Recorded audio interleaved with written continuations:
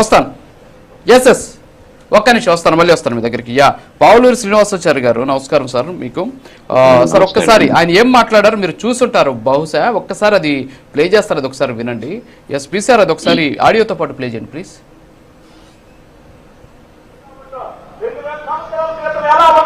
సనాతన ధర్మం ఇప్పుడు ధర్మం ఎలా ఉంది ఆలోచించుకోండి. నిజంగా పవన్ కళ్యాణ్ వచ్చి సనాతన ధర్మం కావాలని అంటే ఇప్పుడు ఏం చేస్తారో తెలుసా?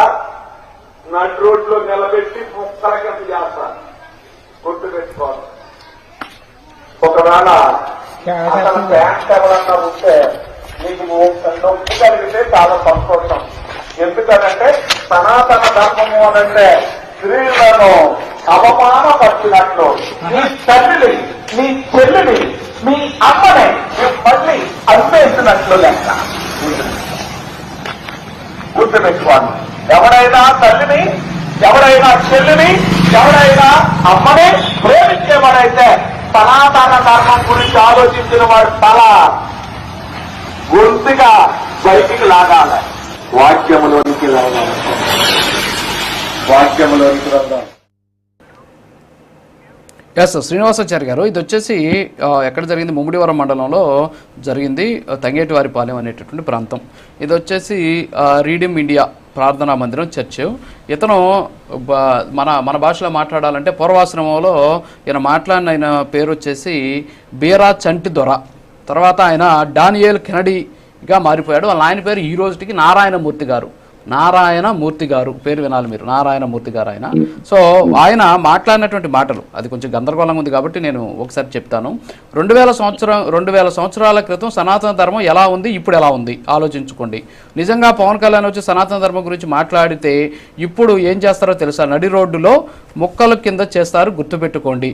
ఒకవేళ అతని ఫ్యాన్స్ ఎవరైనా ఉంటే మీకు నొప్పి కలిగితే చాలా సంతోషం.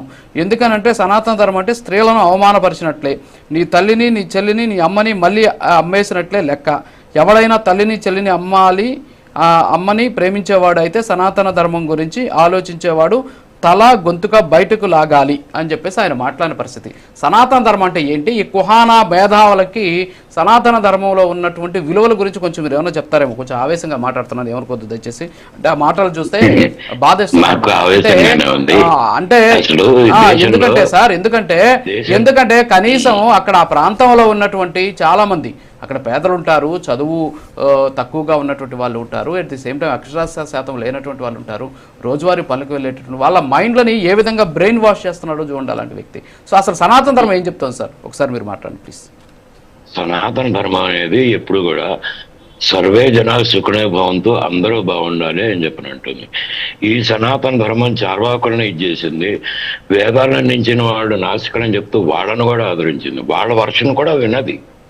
వీళ్ళలాగా అవతలను మా మతాన్ని నమ్మకపోతే అవతలని చంపేసేయి, విగ్రహారాధకులను చంపేసేయండి అని చెప్పని ఏ రోజు సనాతన ధర్మం చెప్పలేదు. ఈ సనాతన ధర్మం గురించి చెప్పే ఈ కుహన మేధావులు కానీ వేరే మతస్థులు కానీ ఒక్కసారి వేదాలు ఇవన్నీ